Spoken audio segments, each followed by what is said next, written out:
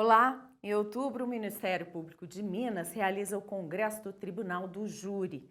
E um dos temas que serão discutidos é a recente decisão do Supremo Tribunal Federal, que acaba finalmente com a tese da legítima defesa da honra, usada para atenuar penas de réus em caso de feminicídio ou agressão contra mulheres.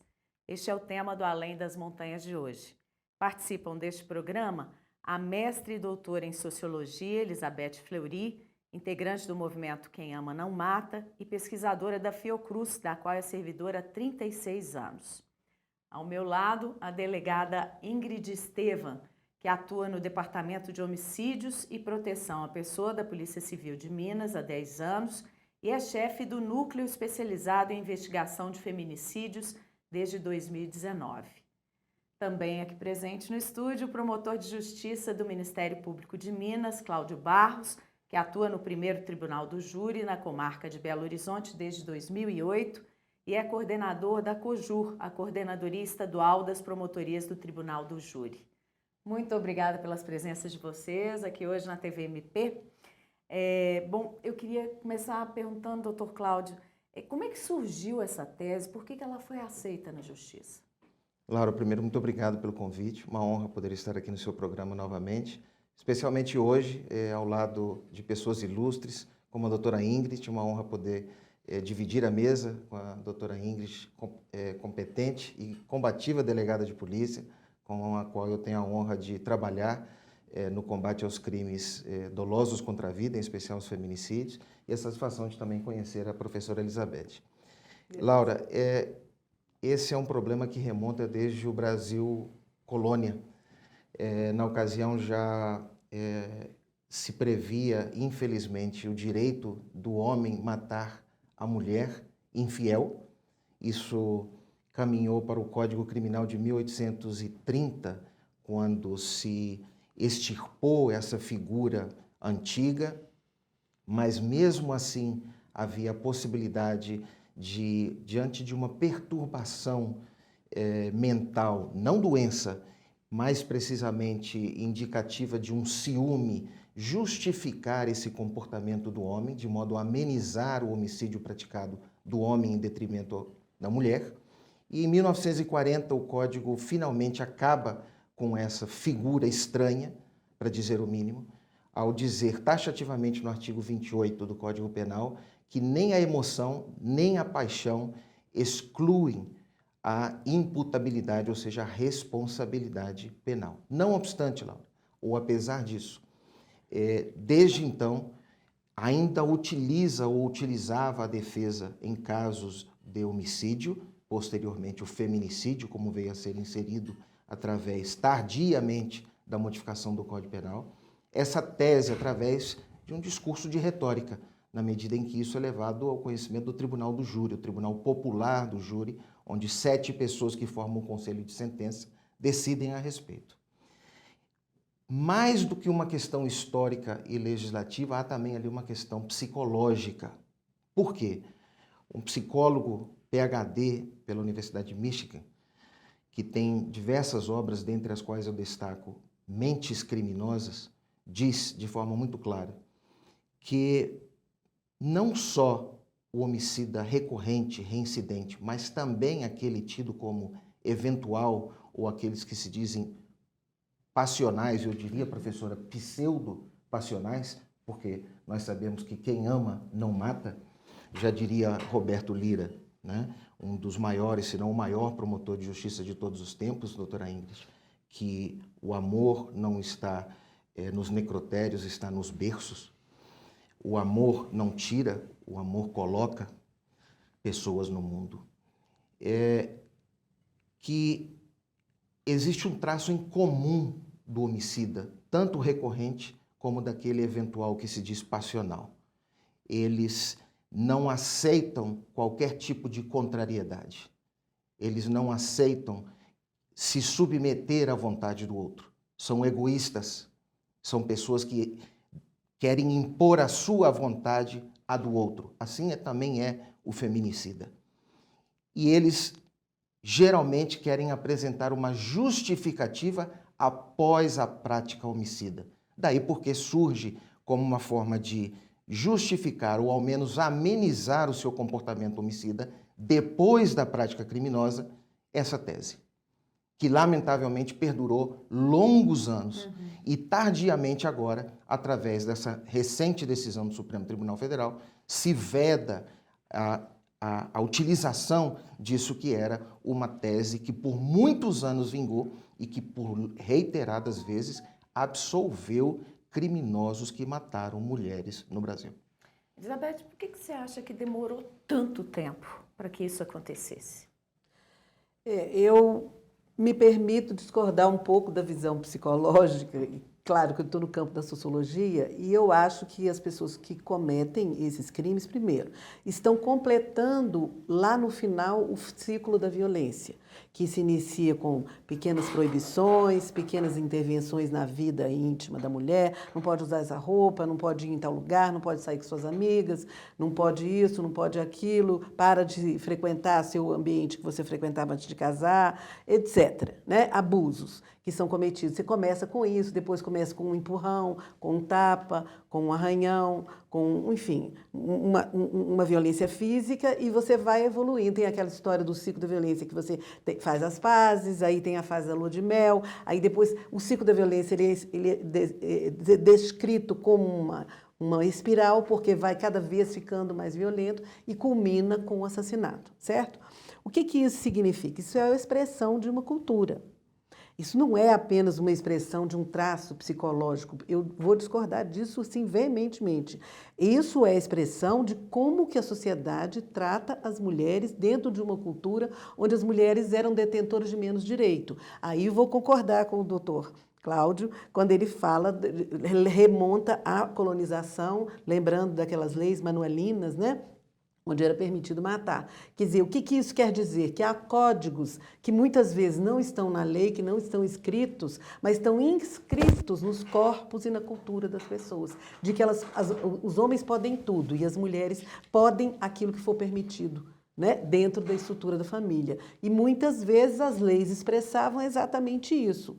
Então, quando um tribunal de júri aceita a tese da legítima defesa da honra, isso está vindo diretamente ao encontro da cultura da sociedade, em que as mulheres são sempre suspeitas de algum delito. Ela morreu porque ela mereceu morrer. Né? Então, quando a sociedade demora 4 décadas, ou seja, quase 2 gerações para poder derrubar uma tese que é praticada e é aceita pelos grupos que representam aquela comunidade, você vê que a luta foi muito longa para se chegar a um resultado que é pífio, porque continua se matando mulheres. Mesmo que você não use a tese de legítima defesa da honra para incriminar aquela que faleceu, aquela que foi assassinada, há um referendo.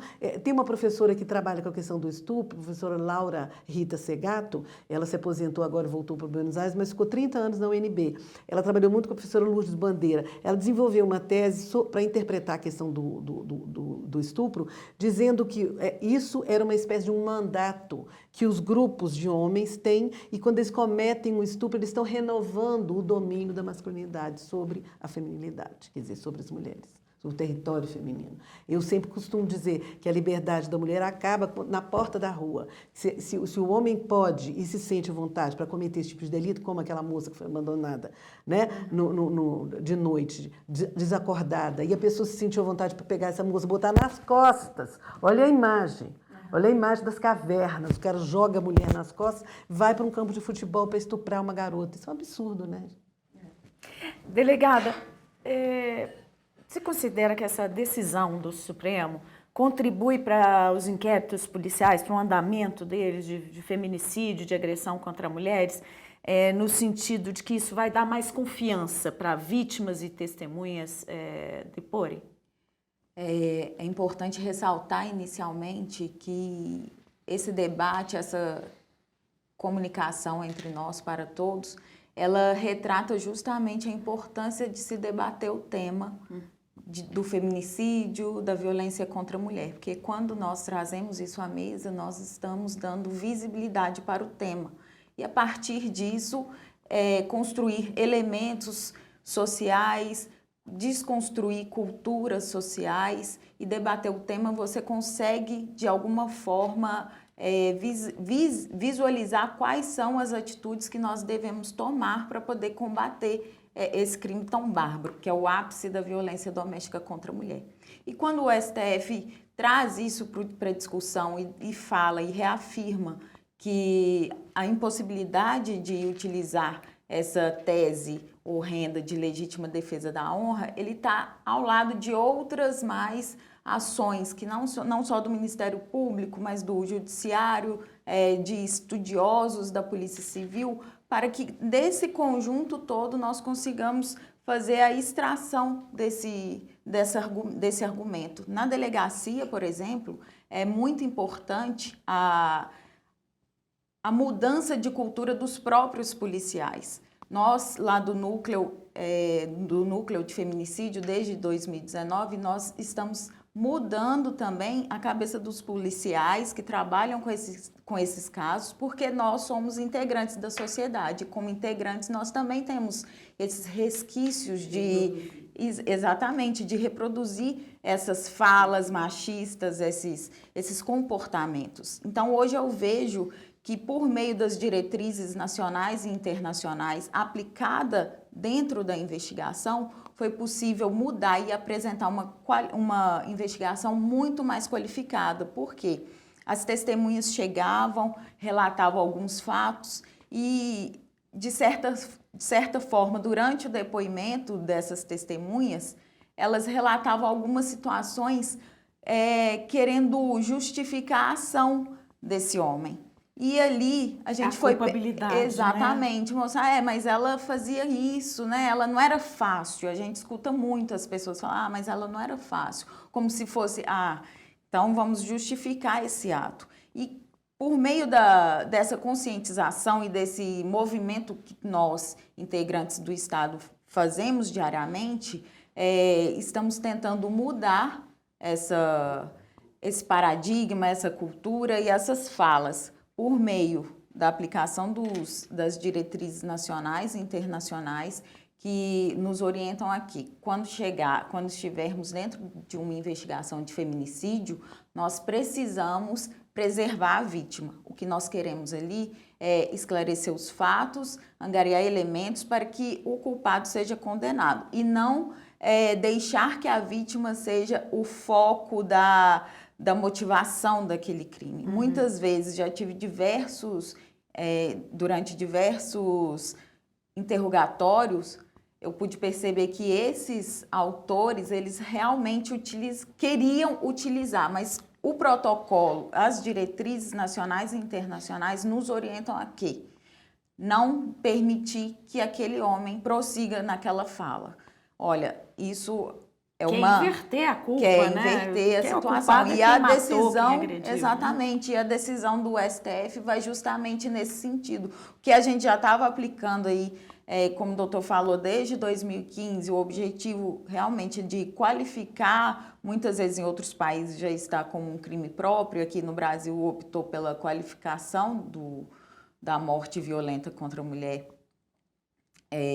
nesse sentido do feminicídio.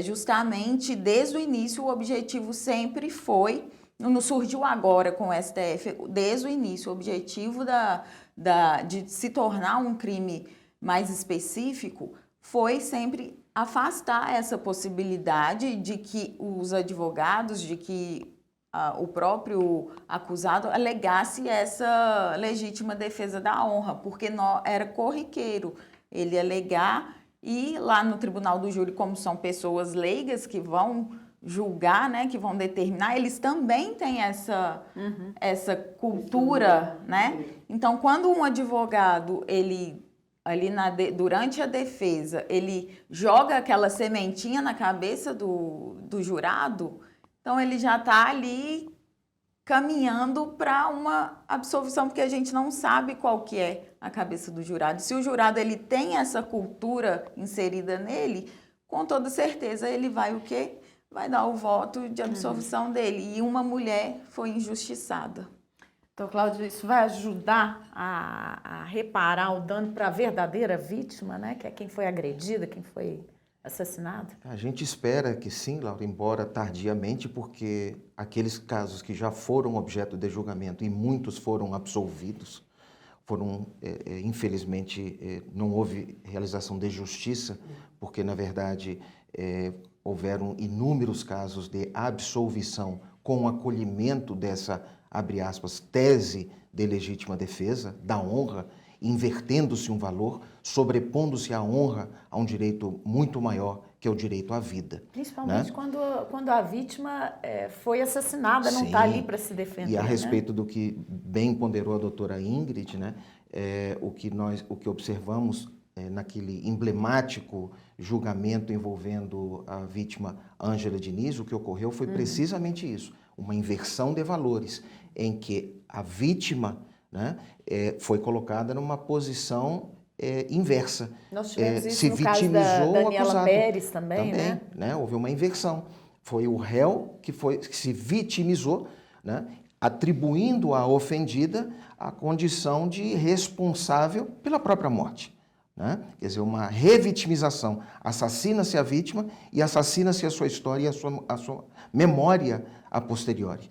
Né? É o que se quer evitar, inclusive através de normas como, por exemplo, a superveniente lei Mariana Ferrer, que depois, na medida possível, tenta impedir, proibir e evitar referências à memória, à pessoa da vítima, seus familiares e à sua história, não obstante tudo que antecedeu e que levou à sua morte.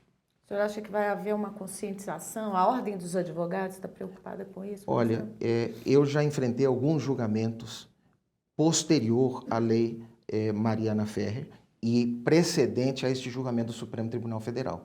Ainda não vimos um resultado efetivo. Isso ainda leva um tempo, como a própria doutora Ingrid mencionou.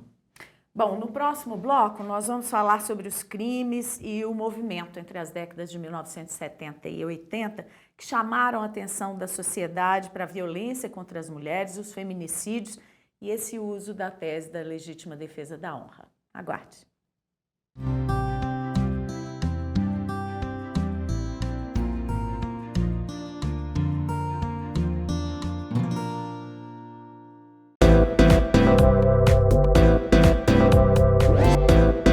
TVMP, em todo lugar, ao seu lado. Realização: Ministério Público de Minas Gerais.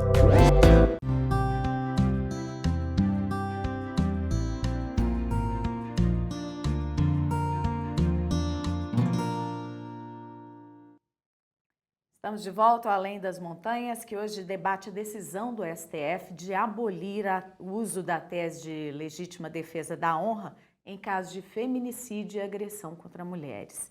Bom, essa decisão é recente, né, no início de agosto, mas essa discussão já vem desde a década de 1970, pelo menos, né, quando houve um assassinato que ficou emblemático, né, de muita repercussão, que foi de uma socialite, a Ângela Diniz, que era mineira, foi morta a tiros em Búzios pelo companheiro em 1976. Em um primeiro julgamento, então, ele foi praticamente absolvido, pegou 2 anos de prisão com o uso dessa tese da legítima defesa. Doutor Cláudio, o que o senhor pode falar para a gente da atuação do advogado de defesa, que era amigo da família do réu, né, e o famoso Evandro Lins e Silva, da atuação da promotoria e do júri? Laura, um julgamento emblemático que teve repercussão não só nacional como internacional, em razão das pessoas envolvidas e de todas as demais circunstâncias.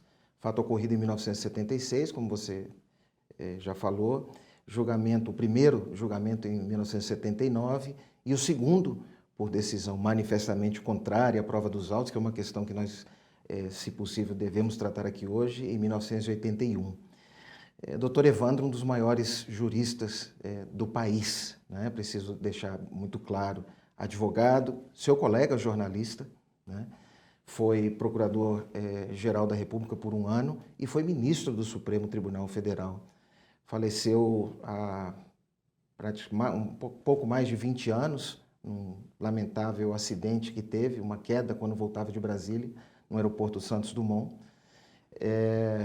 Mas um notável jurista, na acepção da palavra. promotor Daí do a caso. nossa surpresa, deixa eu te interromper, porque eu vou aproveitar para falar para as pessoas que ouvirem podcast para escutarem o Praia dos Ossos, né, Sim. que tem lá a participação dele nesse júri e, surpreendentemente, trazendo essa tese da legítima defesa da honra e acabando com a honra da vítima. Sim. Ali, o que acontece, Laura, a propósito?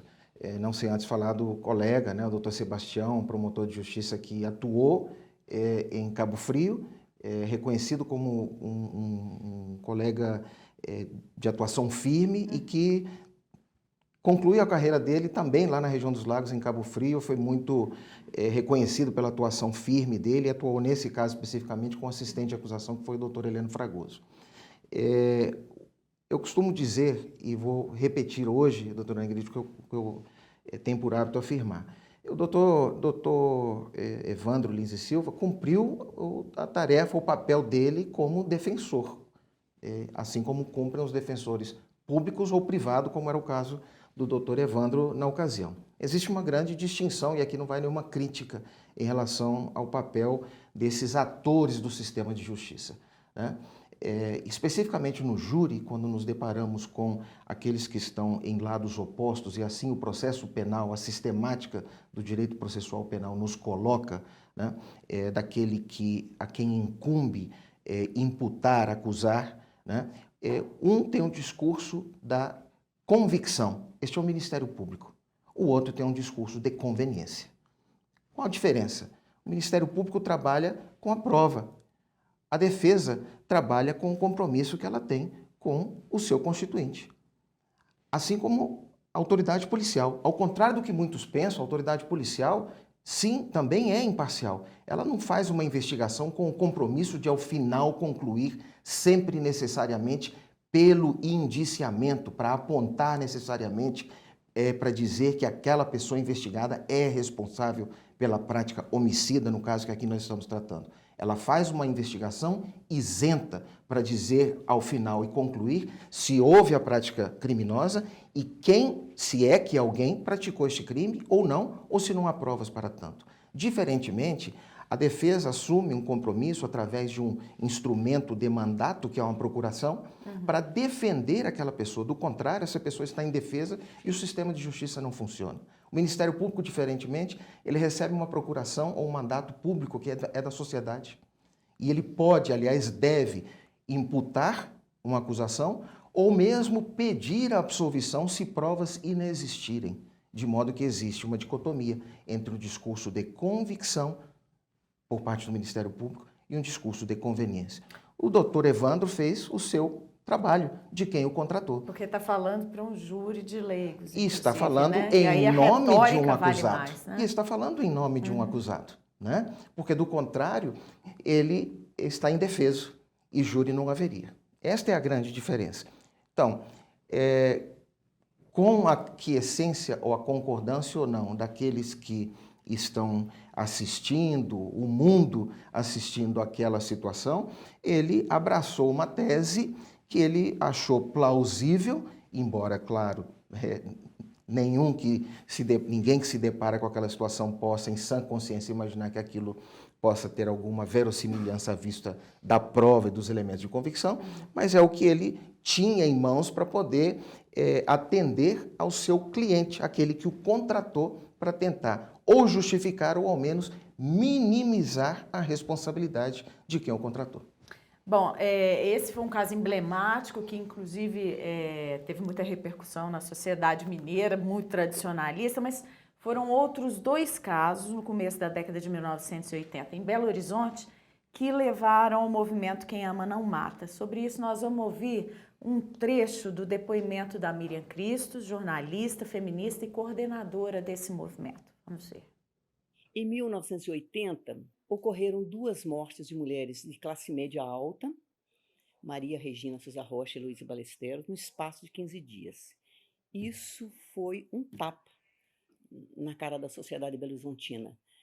Houve uma comoção muito grande.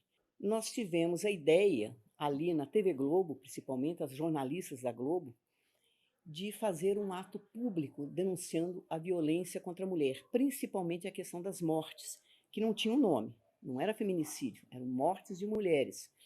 Elas foram mortas entre final de julho e agosto. O nosso ato foi 18 de agosto de 1980, no adro da Igreja de São José. Não só a principal igreja de Belo Horizonte, mas era também um diálogo, quase que uma provocação também ao casamento católico, onde se tem aquela ideia de que os dois se tornam um só que esse um só geralmente é a parte masculina, né? Então, nós feministas resolvemos fazer um ato no adro da Igreja São José no final da tarde. Eu me recordo de dar entrevistas pedindo a participação das mulheres, pedindo que elas levassem flores, levassem velas, porque eu tinha uma concepção que esse ato ele deveria ser um ato político-artístico. Eu sempre confiei muito na força da arte para tocar as pessoas. Não é só o discurso político que abre a consciência das pessoas. A arte também tem esse potencial. Elizabeth, falando em arte, né?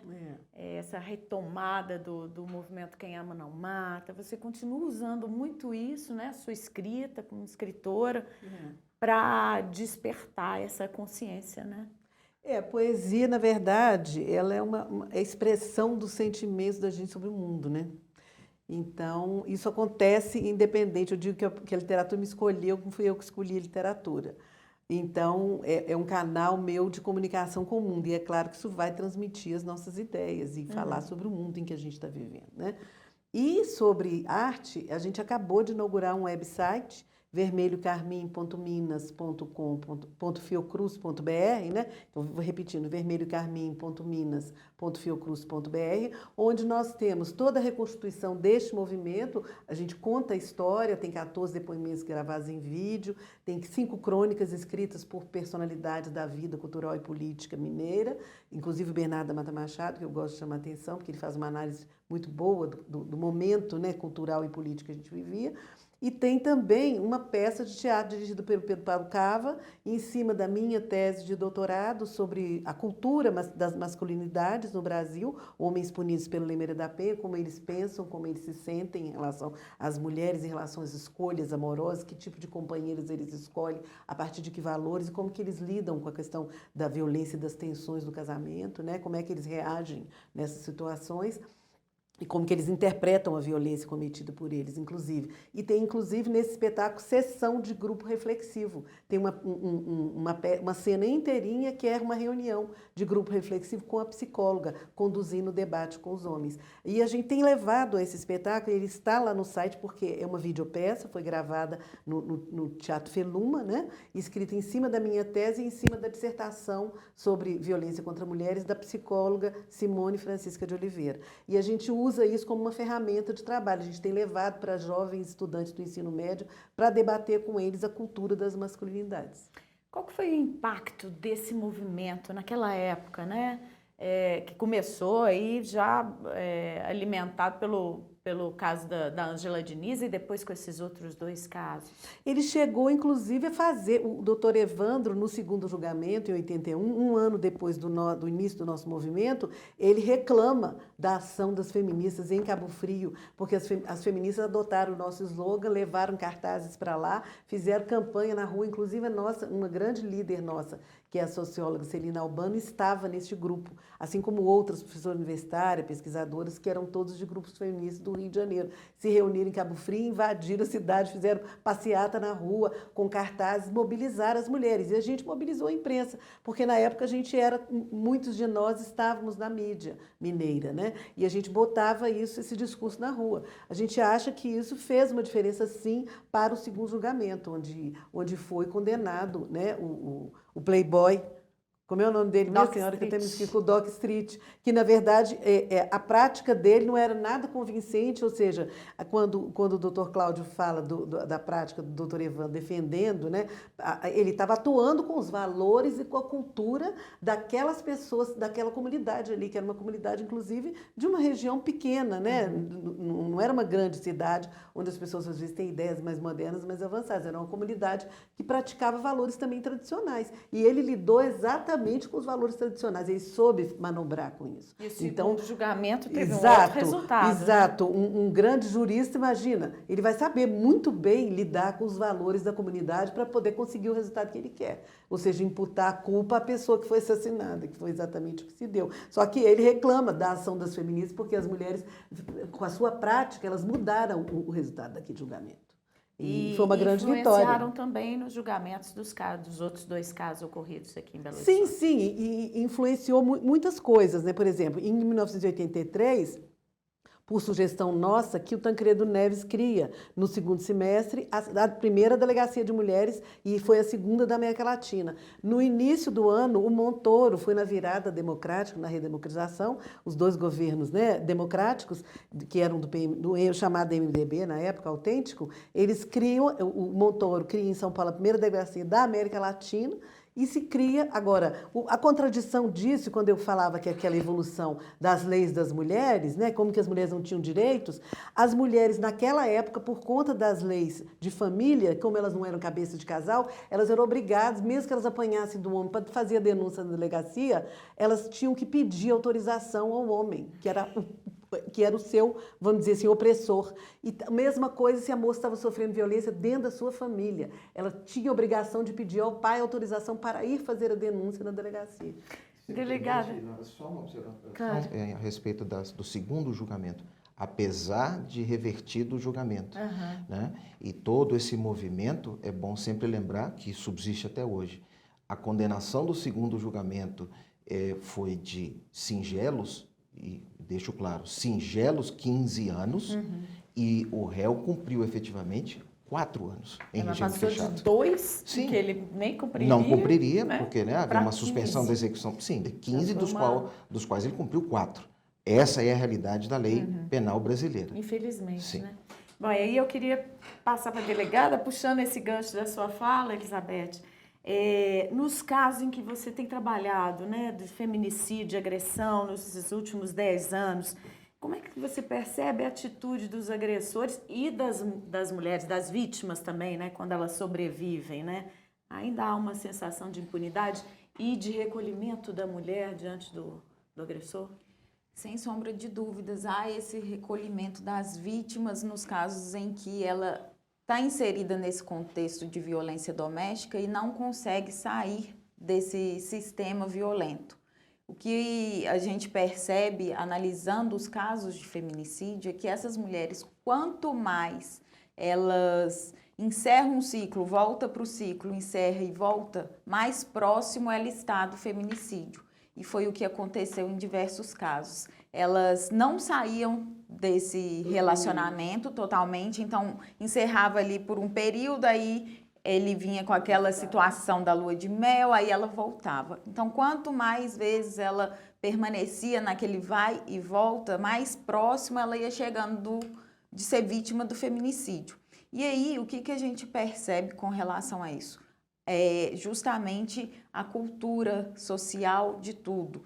A mulher, para ela se manter viva, ela precisa principalmente da consciência dela, mas nós, como Estado, a sociedade, a mídia, ela e os familiares, eles precisam fazer parte desses pilares para que essa mulher permaneça viva e para que ela não seja incluída nesse ciclo de violência. Então, é uma ação conjunta do Estado, da sociedade, da mídia. A mídia é muito importante para essas questões, porque já tive casos do advogado, do investigado, ir para a porta do DEI dar entrevista, para a porta do departamento e alegar a legítima defesa. Isso em 2020, com essa tese tão horrenda na porta da delegacia querendo afirmar aquilo. E aquilo causou uma revolta dentro da delegacia, porque nós já estamos com essa consciência, os policiais já têm essa consciência e, infelizmente, algumas pessoas ainda não têm. E ainda existe essa sensação de impunidade por parte dos agressores? O objetivo é justamente esse, várias ações conjuntas para que essa mulher não se sinta indefesa. Então, quanto mais publicidade positiva de que todos nós, como integrantes da sociedade, devemos acolher essa mulher ao invés de julgar, mais fácil será dela sair desse ciclo e mais a chance dela se sentir mais acolhida é muito melhor e menos injustiçada. O problema é não só decretar as medidas, mas criar uma rede de Sim, proteção para que ela de apoio. sobreviva. Não se trata só da medida protetiva. Quando a gente fala que a mulher precisa procurar a medida protetiva, procurar a delegacia, na verdade nós queremos incluí-la nessa rede de apoio, que é o que vai salvá-la. Ok. Nós vamos para mais um breve intervalo e voltamos já já com esse Além das Montanhas. Aguarde.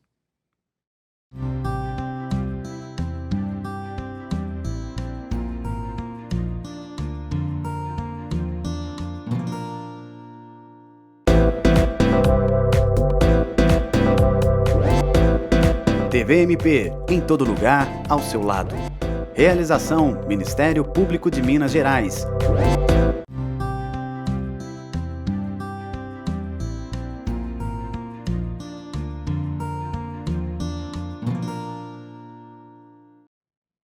Estamos de volta com Além das Montanhas. Agora, nesse último bloco, então, doutor Cláudio, eu queria falar do caso de muito pouco tempo atrás. O próprio STF manteve a absolvição de um homem que tentou matar a ex-mulher e alegou legítima defesa da honra num crime ocorrido aqui em Minas em 2016. E foi julgado no ano seguinte, né? Como é que o Ministério Público se manifestou nesse caso? Laura, esse fato é de 2016, o fato ocorreu na comarca de Nova Era e a vítima foi absolvida, o réu foi absolvido. O Ministério Público recorreu e obteve sucesso não só no Tribunal de Justiça de Minas Gerais, como também no Superior Tribunal de Justiça.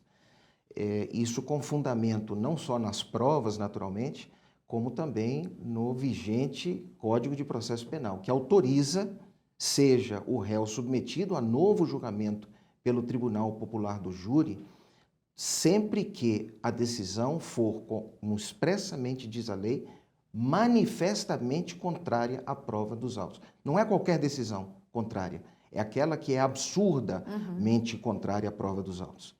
É a expressão que a lei usa, manifestamente contrária à prova dos autos. Infelizmente, o Supremo, no entanto, invocando um princípio constitucional da soberania dos vereditos, concluiu pela manutenção da decisão tomada pelos jurados, no sentido de que, por se tratar de uma decisão soberana, haveria de se respeitar essa deliberação do Conselho de Sentença. E, apesar das decisões anteriores, tanto da segunda instância mineira como do Superior Tribunal de Justiça, essa decisão acabou por transitar em julgado, ou seja, se tornou definitiva e o réu foi absolvido, em que pese a vítima ter sofrido golpes de faca nas costas e na altura da cabeça. Né? E o motivo foi precisamente, ou a alegação foi exatamente a legítima defesa da honra, ao argumento de que o réu achava que estava sendo traído, pelo só fato de imaginar. E aqui eu faço questão, porque nós tratávamos disso no bloco anterior, Laura, de trazer ao conhecimento das pessoas, do público, daqueles que nos ouvem, que está para ser decidido pelo Supremo Tribunal Federal um tema sob o número 1087 de repercussão geral, que a exemplo de outros, a depender do que venha a ser decidido pela Suprema Corte, poderá ter repercussão, como o próprio nome diz, geral e obrigatória, de aplicação obrigatória para todos, no sentido de impedir o Ministério Público de recorrer, amanhã ou depois, sempre que um réu venha a ser absolvido com este fundamento. Isso está lá no Supremo Tribunal Federal para decidir. Mas e agora com essa decisão do Supremo de que essa tese é inconstitucional, isso não deve ser revisto? Única e exclusivamente nos casos em que se invoque a legítima defesa da honra. Mas nós podemos ter outras situações que eu alerto aqueles que nos ouvem, porque isso é de extrema gravidade. Cito, imaginem, por exemplo, um réu que seja levado a julgamento e que confesse um homicídio que ele tenha praticado por questão racial ou por homofobia, e que naquele conselho de sentença formado por 7 pessoas se sentem 4 simpáticos, entre aspas, a esta causa. E como eles votam por sua íntima convicção, não tendo que dar satisfação a quem quer que seja, mesmo diante de uma confissão do acusado, que perante o júri popular diga, sim, matei por este motivo e mataria de novo, perguntado como devem ser indagados os jurados, o júri absolve o réu, 4 simpáticos a esta causa absurda podem afirmar, sim, eu absolvo. E aí seria a E maioria... o Ministério Público não poderá recorrer. Ministério Público que representa a sociedade, que representa a defesa.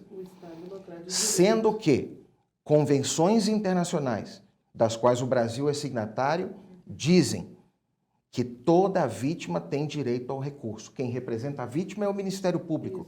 E a vítima ficará sem voz.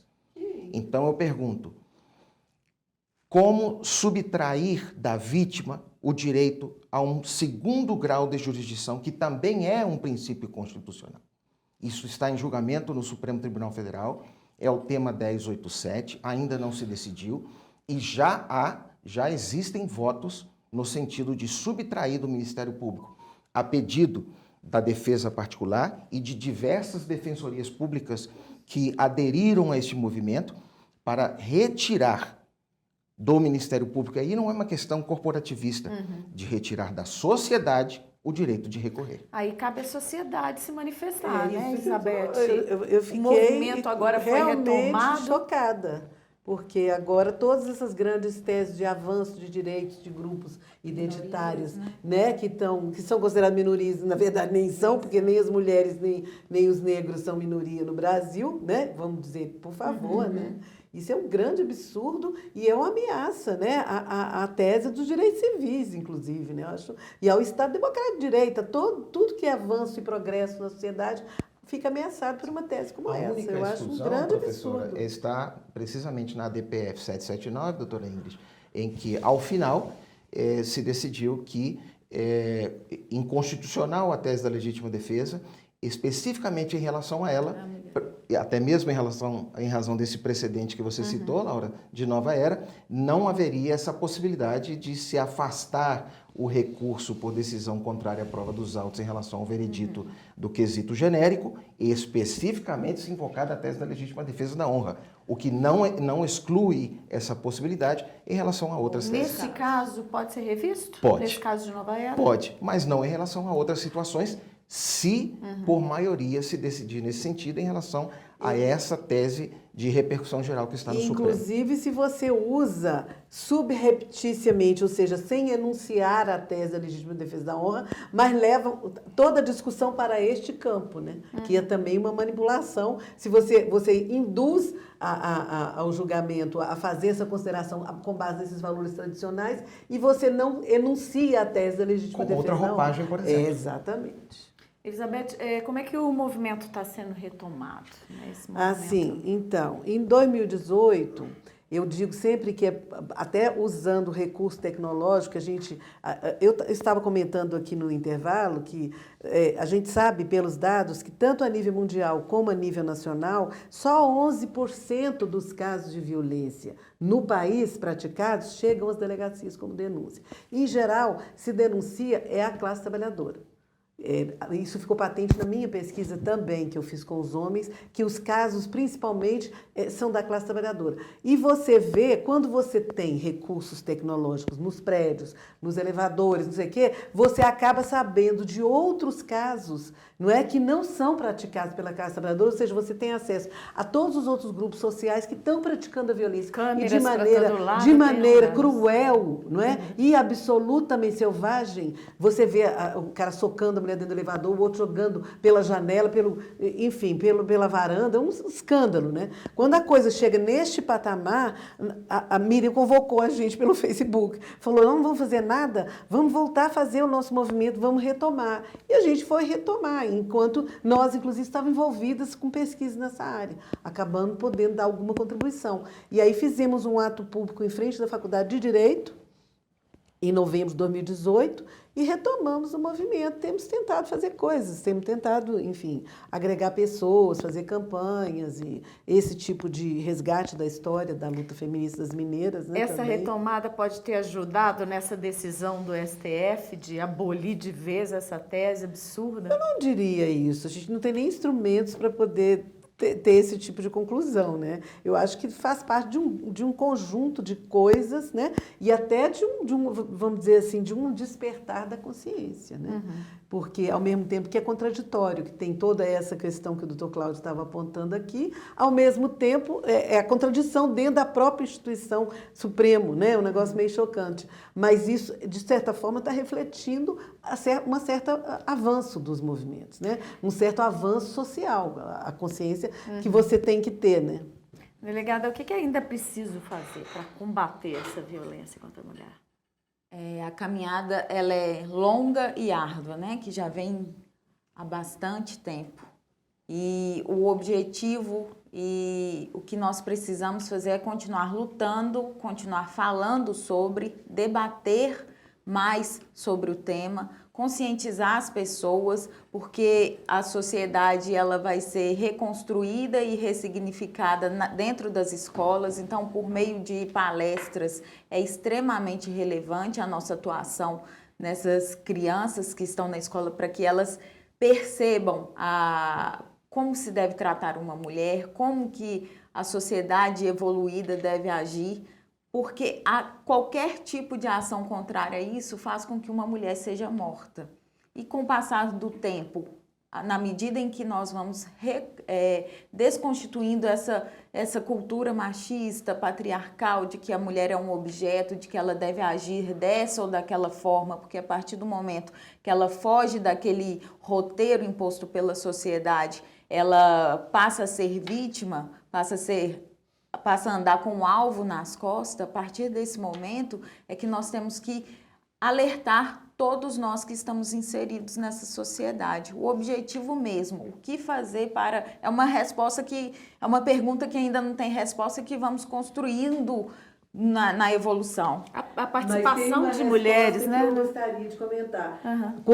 Eu sempre digo que quando as mulheres avançam os seus direitos, quando as mulheres detêm benefícios, a sociedade inteira está beneficiada. Inclusive a mulher a não presença avança das sozinha. mulheres nas delegacias, Sim, né? É muito importante esse empoderamento, dar o empoderamento à mulher, mostrar que nós somos detentoras de direitos, porque uma mulher que é agredida, uma mulher que é assassinada, ela teve ali o seu direito violado, é uma afronta aos direitos humanos. Então, em razão disso, quando a gente traz para o debate, traz à luz, procura instrumentos e ações para que isso cesse, esse é o caminho. Então, é um caminho muito árduo a traçar ainda, mas eu acredito que a sociedade, ela precisa, cada integrante da sociedade tem essa responsabilidade.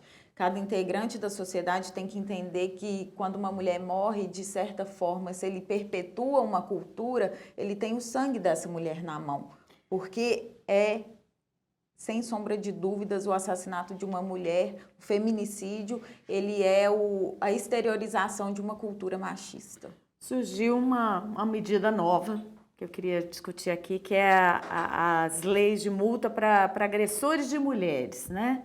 Como é que o governo do Distrito Federal sancionou em maio desse ano, e agora o Piauí também aprovou, que chegaria a R$500 mil, né, de multa. O que o senhor acha disso, doutor Cláudio? Laura, é uma medida recente, né? A lei distrital. Existem notícias no sentido de que até há um projeto no âmbito do parlamento para que se torne, um projeto de lei para que se torne também no Congresso Nacional, para que se torne uma regra de âmbito nacional. É importante deixar muito claro que se trata, no entanto, de uma multa de caráter de natureza administrativa, né? Para que o agressor, seja ele de que natureza for, por mais brando ou mais grave que seja esta agressão, arque com os custos inerentes ao acionamento de toda a rede de proteção. Acho que toda medida destinada a coibir essa violência é bem-vinda. de modo que eu aplaudo a iniciativa. Agora, para além disso, ou muito mais do que isso, eu acho que é necessário investir e continuar batalhando contra essa realidade da impunidade que nós vivemos. Eu digo isso porque nós estamos falando, Laura, do 5º país que mais mata mulheres no mundo. Isso não é pouca coisa. Nós estamos no estado que, segundo a última pesquisa, é o 2º estado no Brasil que mais comete feminicídios. Uma mulher é assassinada no país a cada 6 horas, doutora Ingrid. Esses são os relatórios, esses são os números. Não obstante, com todas as dificuldades que a doutora Ingrid bem conhece como autoridade policial, como as que ela acabou de relatar, com todas as dificuldades que eu conheço do início da investigação, que passa pela ação penal, que é dividida em 2 etapas, para chegar ao plenário do júri, não raro com o agressor solto, porque é uma dificuldade para mantê-lo preso, em razão dessa nova cultura que se instalou no país. E durante a permanência do agressor solto, ele corriqueiramente mantém ou envia recados à vítima ou a seus familiares. Ao final do julgamento, apesar de imposta uma pena igual ou superior a 15 anos, e a lei claramente, com muita dificuldade de ter sido alterada, e determinar a expedição do mandado de prisão pelo fato, objetivamente, dela ser igual ou superior a 15 anos, já se discute se ela é constitucional ou não neste aspecto, para que ele permaneça em liberdade. Isto chegou ao Supremo Tribunal Federal, se formou maioria para dizer que é constitucional, através de decisão virtual, e um ministro, formada a maioria, convocou o plenário para que fosse presencial, para que se decidisse novamente a respeito. Quando então o feminicida poderia já estar saindo preso do plenário. Veja que situação nós estamos. Ou seja, o réu condenado por um tribunal popular do júri soberano, nestas horas parece que não é soberano, né? Sai pela porta da frente, não raro, antes do conselho de sentença, que ali deve permanecer para todas as formalidades posteriores à realização do julgamento. Fazendo um paralelo, há poucos dias eu compartilhei nas redes sociais que há poucos dias, dia 22 de agosto, doutora Ingrid, na Pensilvânia, Estados Unidos, uma brasileira que foi ganhar a vida lá, professora, foi assassinado por também um brasileiro, seu Amásio, ex-Amásio, na presença de seus 2 filhos menores. 1 ano e 4 meses depois, ele preso permaneceu e foi condenado à prisão perpétua. Só porque cometeu o crime lá. Lá eram brasileiros. Essa é a diferença de tratamento em relação ao direito à vida. Enquanto aqui, a realidade é outra. O que é preciso fazer para mudar isso? Bom, essa discussão uma revisão é a de leis. discussão da retomada, do Estado Democrático de Direito, ponto número 1, a retomada das políticas públicas de defesa dos direitos das mulheres e também de reeducação dos homens. É que eu estava comentando aqui. Nós estamos estabelecendo agora uma nova pesquisa para ampliar essa pesquisa dos homens feita em Belo Horizonte para 5 capitais brasileiras. Quando nós fomos ver a realidade hoje, os grupos reflexivos, que são proposta da Lei Maria da Penha, como pena alternativa para os homens, que é o momento que os homens conseguem fazer uma reflexão pela primeira vez na vida sobre as suas responsabilidades na questão da violência na relação íntima, e isso está praticamente desmobilizado no Brasil.